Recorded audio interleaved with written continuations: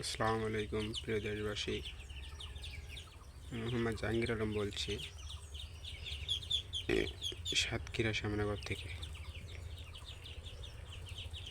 আমি এক চীনা হাঁসের বাচ্চার ব্যবসায়ী।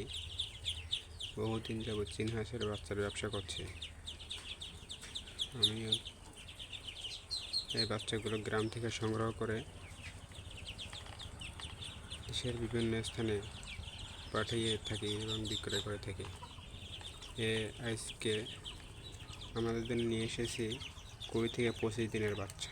আজকে আমাদের জন্য নিয়ে এসেছি 20 থেকে 25 দিনের বাচ্চা। এই বাচ্চাগুলো বড় বড় বাচ্চা।